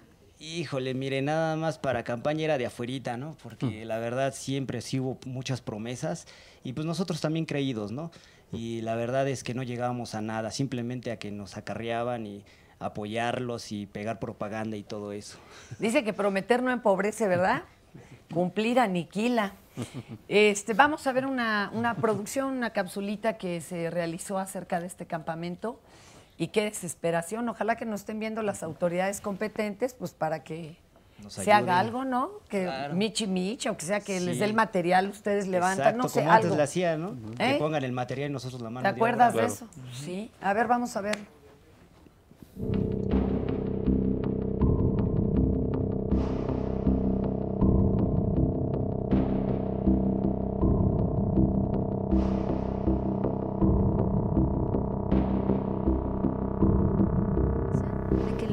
ubicaran después del terremoto del 85 y me decías, cuando era pequeño esto funcionaba, sí, claro. No tenías conciencia de lo que pasaba, pero después, ahora que ya eres todo un adulto, ¿qué pasa? La situación va cambiando la forma de pensar, de incluso vivir aquí. Al principio, como bien lo menciona, pues no es lo mismo, o sea, uno ve el relajo, no hay mucha seriedad por parte de uno. Conforme va madurando, uno ve que la situación ya no es la mejor y que sí hay marginación, sí hacen falta cosas, sí se vive de una forma no grata, la calidad de vida no es la que quisiéramos. Entonces, a raíz de ahí uno empieza a cambiar su forma de pensar, su mentalidad y empezar a luchar por algo diferente. Tú eres el líder ahora, hubo ya muchos líderes que los defraudaron. ¿Qué pasa? ¿Qué has logrado? ¿Este terreno de quién era? ¿En qué vas? A raíz de que anteriores líderes, como bien lo menciona, sacaron proyectos pero a beneficio de ellos, a título personal, han defraudado a mucha gente, incluso a nosotros quedamos con la ilusión y la esperanza de una vivienda, pusieron infinidad de pretextos, pero en fin, esa parte ya quedó atrás y nos toca a nosotros. Afortunadamente se hace una asamblea donde toda la comunidad me elige a mí como su nuevo representante, su nuevo líder. A raíz de ahí uno se echa a toda la comunidad a los hombros y empieza a luchar diferente, empezando por la situación jurídica del predio. La duda de a quién le pertenecía, porque había muchas dudas. A raíz de eso nos enteramos por la información y el trabajo que es un predio que le pertenece al Seguro Social. Ellos nos proponían que presentáramos un proyecto conjunto con alguna dependencia, pero que sea un proyecto ambicioso, y a ellos les parece perfecto que sea más que nada vivienda. Y si es aquí, dicen que para ellos es genial. O sea, ¿quedarían ustedes aquí? Solo quiero que me digas, ¿cuánta gente se ha marchado ya de la que estaba aquí por el sismo del 85? Del sismo del 85 había un poquito más de 300 familias. A raíz de que han pasado ya los 28 años, quedan alrededor de 70, 80 familias solamente aquí. Las demás ya han recibido algún beneficio. 70, 80 quedan aquí, ¿y esos serán los departamentos que se van a construir? Desgraciadamente no, porque ahora en la lucha, incluso la delegación metió gente ajena a lo que era el sismo del 85. Entonces esas personas es gente marginada, no podemos tampoco echarla a un lado ni echarla a la calle, tenemos que luchar por todos. Afortunadamente, es mi forma de pensar, yo no quiero dejar a nadie fuera, somos más de 200, 220 familias más o menos las que todavía seguimos aquí. El predio yo creo que hasta sobraría si edificamos para 220, y que el Seguro Social o el gobierno en su caso, quien quiera... Incluso la propuesta del delegado de la zona norte era que la mitad la edifique el INVI y la otra mitad del Infonavit. Pues esperemos que este sí sea un proyecto y que para el siguiente año, que otra vez se conmemora esto del 85, Alfredo, ustedes de verdad podamos venirlos a grabar, pero ya en estos departamentos. Te agradezco mucho, Alfredo. Pero nada más imagínense en el recuento, ¿no? Quedaron 70. ¿Quién eligió que esas 70 se quedaran sin el apoyo? Y además, pues ya tienen paracaidistas. Padrísimo. ¿Quieres decirnos algo, por favor? Compañero, adelante, adelante. Sí, yo quisiera regresar, además de que esto es muy trágico y son de las cosas que se pueden evitar si hacemos bien las construcciones. Yo quisiera regresar, para no perder el cuadro, de la advertencia de la alerta. Originalmente, como comentamos, fueron 12 sensores en Guerrero, y ahora hay tiempos que pueden ser mayores. Acabamos de tener un sismo importante el 20 de marzo del año pasado, que fue alertado a nivel federal, porque ya tenemos una red de sensores que aumentó. De 12 sensores de Guerrero tenemos más de 100 funcionando del orden, que se incluyen un desarrollo que se hizo en el territorio oaxaqueño. En el 2003 empezó a funcionar esta nueva red del territorio de Oaxaca, y se suscribió un convenio de colaboración entre los gobernantes del Distrito Federal, de Oaxaca y de Gobernación, para tener la decisión de integrar estos recursos. También el año pasado, en el 2010, el gobierno de la Ciudad de México invirtió en un lapso de 3 años para poder tener cubierta la costa de Michoacán, la costa de Colima, la costa de Jalisco hasta Bahía de Banderas, y ya hay en los folletos que por ahí hemos compartido, hay imágenes de la cobertura nueva del sistema, y que también tiene sensores en la zona cercana a México, al Distrito Federal, en Puebla y en el norte del estado de Guerrero. ¿Por qué a veces no suena la alerta y algunos sentimos el temblor?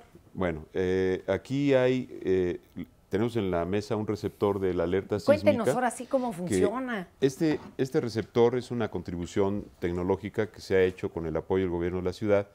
Es un equipo que tiene una norma norteamericana de la organización que que advierte de los huracanes y es un equipo muy avanzado que afortunadamente no incluía avisos de temblor. Nosotros lo vimos como una herramienta muy poderosa porque es muy económica para fines prácticos. Actualmente cuesta del orden de $100 en México. Puede costar un poco más a nivel comercial, pero puede ir bajando su precio porque es la primera producción que se hace, ¿verdad? Pero bueno, este equipo tiene un logotipo que dice SARMEX, que es un sistema de alerta riesgos mexicano, que permite que se pueda difundir la alerta con mucha rapidez. La alerta radica, el sonido de la alerta radica en este equipo y es telecontrolado por señales de radio. Aquí, por ejemplo, podríamos escuchar que estamos sintonizados con el canal que está aquí arriba en el Chiquihuite. Se oye música clásica por el momento. Nos permite saber que estamos sintonizados en el canal 7 del Chiquihuite. Hay un canal 5 en Coajimalpa y otro canal 3 en Milpa Alta. Y con estos 3 transmisores que patrocinó el Fideicomiso del Centro Histórico de la Ciudad de México, ahí está involucrada la doctora Alejandra Moreno, afortunadamente. Hemos caminado mucho en el esfuerzo de tener este recurso y estos transmisores permiten que estos receptores operen en cualquier lugar de la ciudad. Hay zonas oscuras para las señales de radio, pero con estos 3 transmisores es posible que en cualquiera de esas 3 frecuencias estemos enlazados. Entonces, este radio, si llega a haber un alertamiento disparado por el sistema de alerta sísmica que tiene los sensores que hemos mencionado, recibe un código de apertura y empieza a sonar la alerta sísmica. Este radio se propuso en continuidad con el trabajo que se originó con la Secretaría de Educación Pública para las escuelas. En este nivel de aplicación fue decisión del entonces gobernador de la ciudad o regente, era Óscar Espinosa Villarreal, de que se respetara el umbral de mayor de 5 para seguir advirtiendo a las escuelas y que los niños estuvieran expuestos a esta frecuencia, que es del orden de un sismo cada, no es que sean regulares los temblores, pero en el histórico que tenemos es cada 60 días. Los niños hacen un simulacro mensual y si hay un sismo es menos frecuente que sus simulacros y con esto los niños pueden ir a una zona de menor riesgo y están habituados ya a que suena la alerta, hacen algo. Si dejara el umbral mayor, que también instruyó el gobierno de la ciudad, fue de 6 grados. Si hay un sismo de grado 6 en la costa de Guerrero, debe ser alertado a todo público en las radiodifusoras. Actualmente se observa muchas inconsistencias que ustedes señalan, porque algunas personas han adquirido esto para una escuela y lo usan para retransmitir a través de los teléfonos la alerta, lo cual no está homologado todavía técnicamente, si bien lo ha promovido el gobierno, pero hace falta homologarlo para que se use un solo rango que pensamos que debería ser desde el nivel de las escuelas para arriba.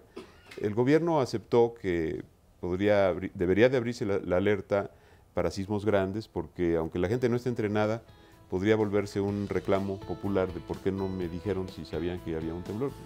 Tenemos Entonces, que ir a una es todo pausita. un tema de capacitación, Claro. que bueno que se da en estos foros. Oigan, tenemos que ir a una pausita, ahorita regresamos, pero piden muchos tips, ¿eh? Aunque tenemos ya el folleto, ahorita vamos pasándolos. Sí. Vamos a una pausa.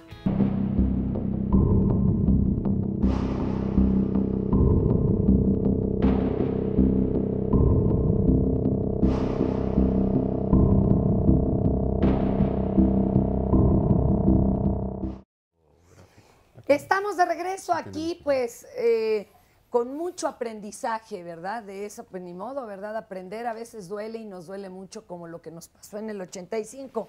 Señora, ¿cómo está? ¿Usted es Rocío? A ver, platíquenos, ¿usted a qué edad llegó al campamento? Yo llegué a la edad de 19 años. No se me haga para atrás, pues si no, yo la persigo. ¿De cuántos años? 19. 19. ¿Dónde vivía? Yo vivía en Misterios. ¿Allí qué le pasó a su casa? Pues ahí se cuartió la vecindad donde vivíamos y nos sacaron para afuera, los de la delegación. A ver, y cuénteme, le voy a ayudar yo por acá. ¿Por qué ha sido usted de las que no ha recibido apoyo? ¿Por qué llevan ahí 28 años sin pues ninguna respuesta? Porque hay personas que van y vienen y proponen y no hacen nada. ¿Y algunos de su familia ya migraron? No. todos siguen ahí. Pero, ¿y usted se casó? Digo, tenía 19, no estaba casada. Sí, ya estaba casada. Ah, ya estaba casada. ¿Le dieron a usted un espacio? Sí, una vivienda. Ahí. ¿Y tiene hijos? Sí, tengo 4. ¿De qué edades? Una de 25, una de 21, una de 18 y una de 14. Pero aguas, porque uno se queda a vivir ya con los papás hasta los 30 y tantos. Entonces, ¿qué va a pasar cuando requieran o si ya llevaron hijos? Pues mis hijas ahí se casaron, ya tienen hijos. ¿Y están todavía en el mismo espacio o solo construyeron otro pedacito ahí con láminas? Pues ellas tienen su pedacito. ¿Y qué le dirían las autoridades que nos ven? Pues que nos hicieran caso y que ya nos ayudaran, que ya nos resolvieran después de 28 años.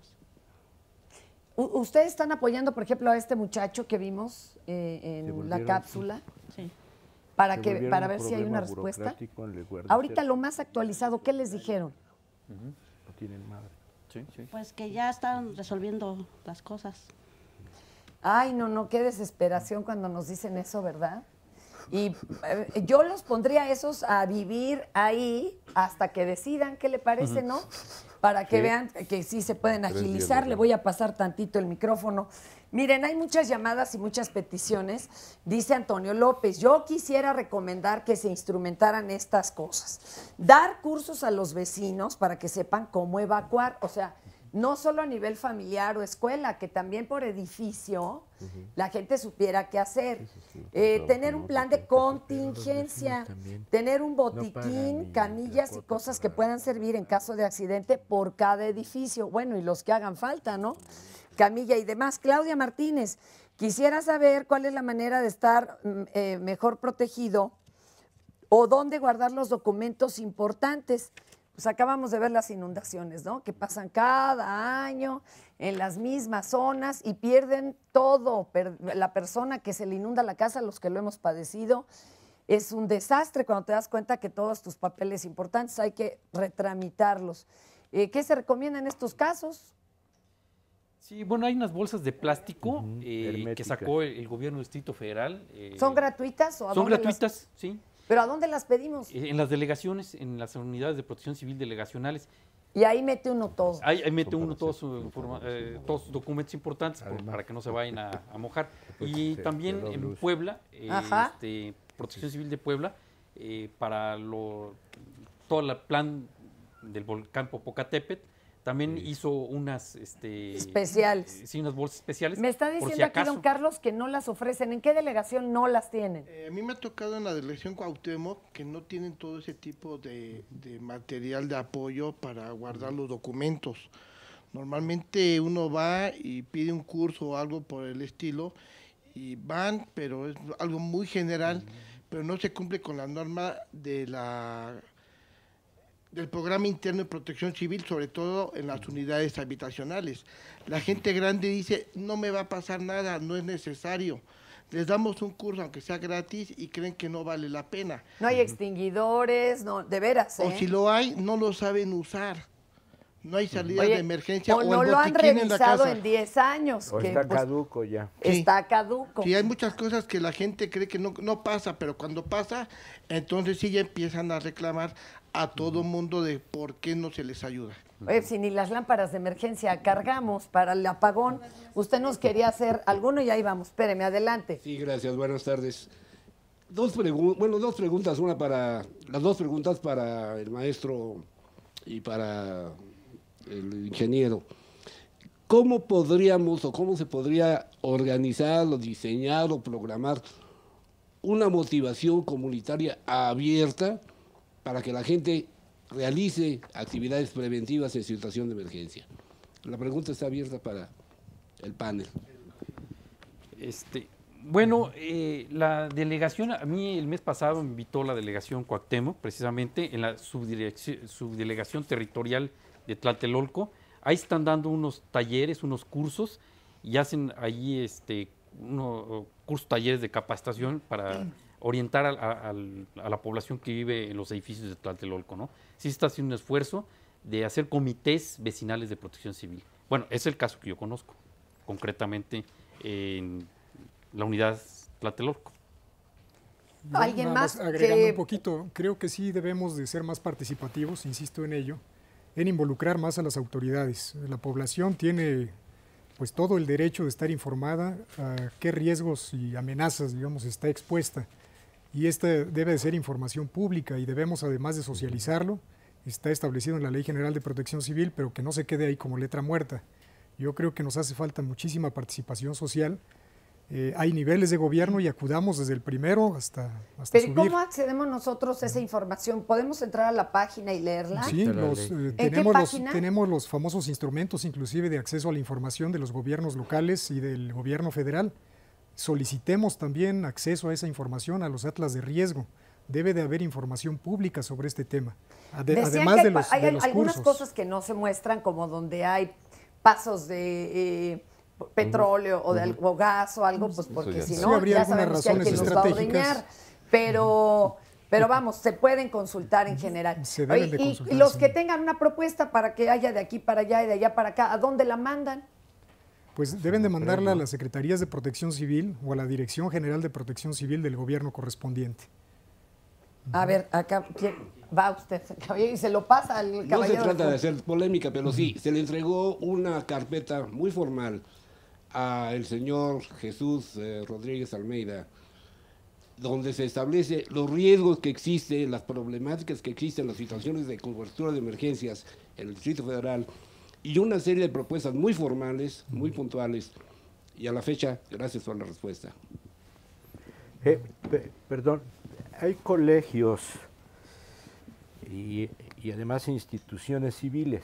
No sé si usted pertenezca a algún colegio o algún tipo de institución. Los colegios de ingenieros, los colegios de profesionistas, cualquier colegio tiene la posibilidad de acceder a este tipo de representación ante el gobierno. Y yo creo que cada vez, como acaba de indicar Mario, si los ciudadanos somos reactivos y hacemos las propuestas formales, porque además yo creo que es la única manera como la autoridad, después de estos lamentables ejemplos de falta de solidaridad y subsidiariedad del gobierno, dejaron un tema así cuando es un tema de primer orden, ¿no? Pero bueno, regresando al asunto, los colegios son una puerta para hacer la presentación de los documentos. También por ahí. A ver, caballero. Sí, gracias. Mi nombre es Antonio Nuño.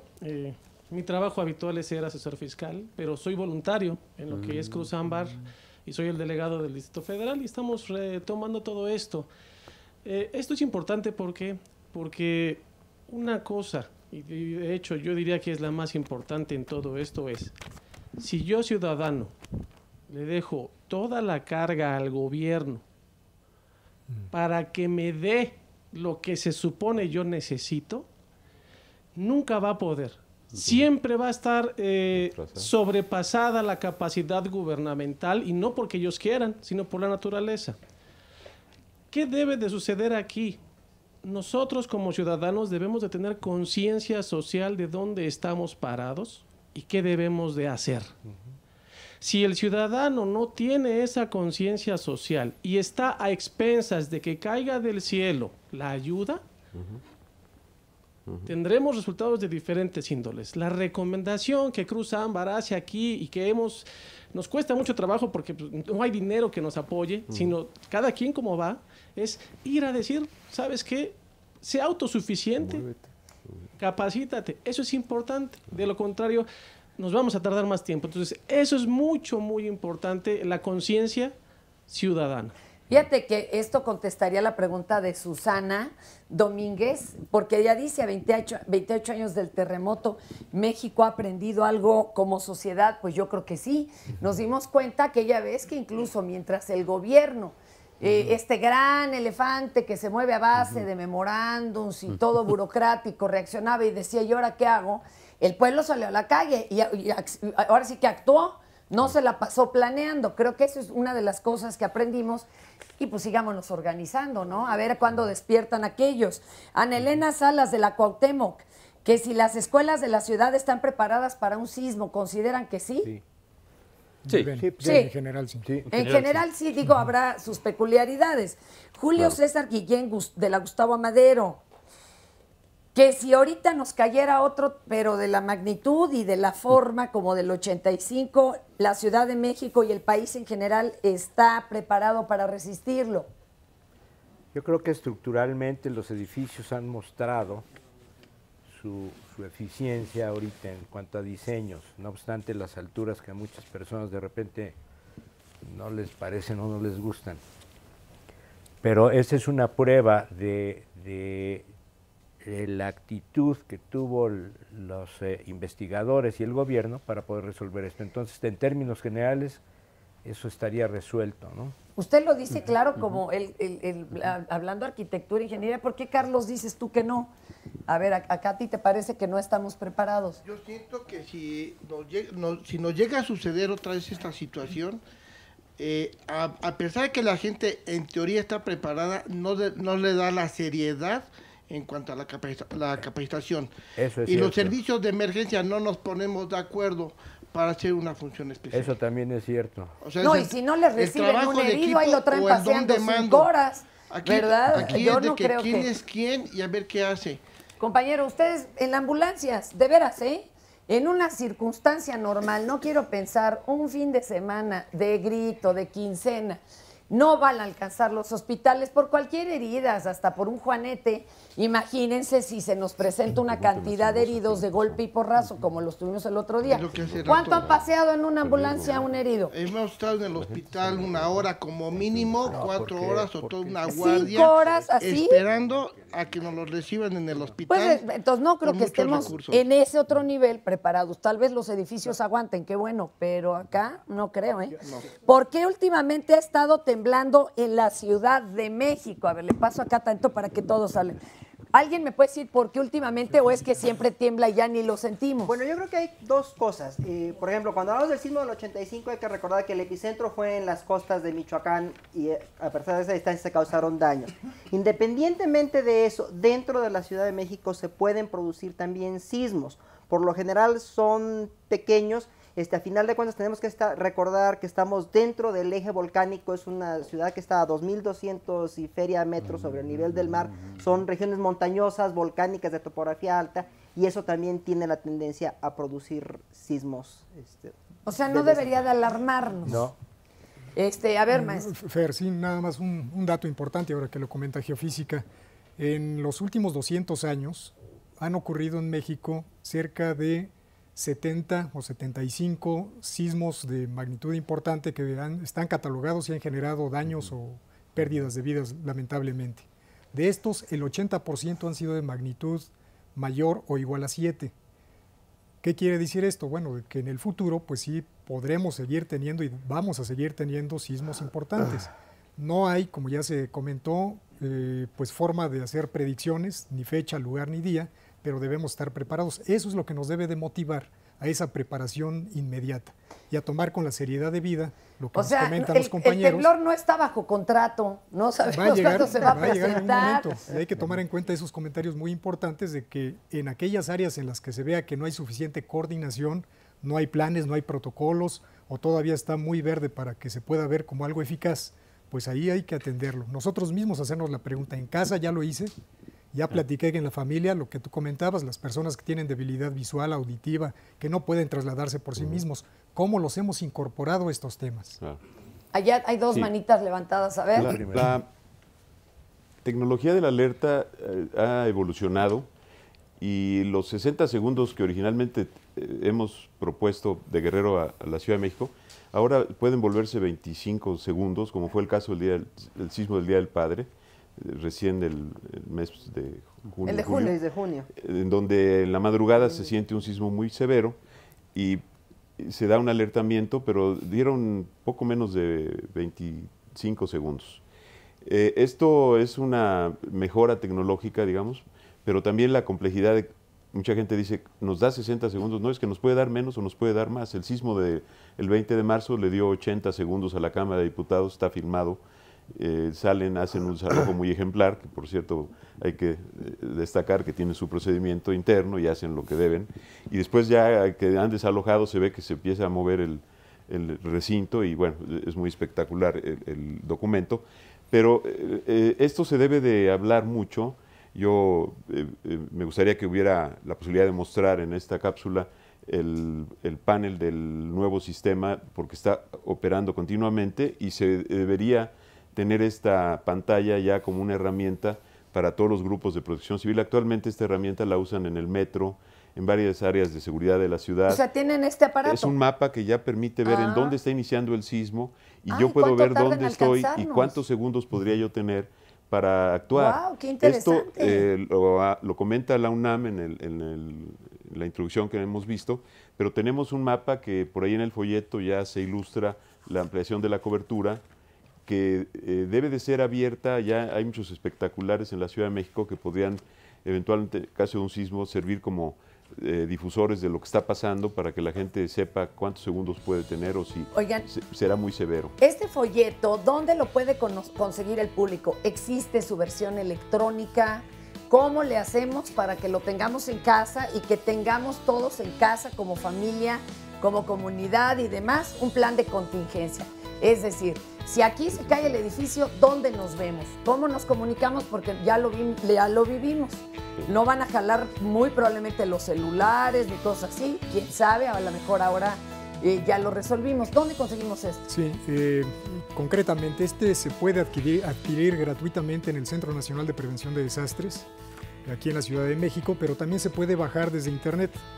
¿Desde internet? Desde internet, sí, en el portal del Senapred y en un portal de sismos. Ahí se puede bajar y hay otros decenas de documentos similares. Se nos acabó el tiempo, pero bueno, gracias a todos los que nos acompañaron y que ese recuerdo no se vuelva amargura, que aprendamos de que sea la más grande enseñanza que hemos tenido y podamos actuar en consecuencia.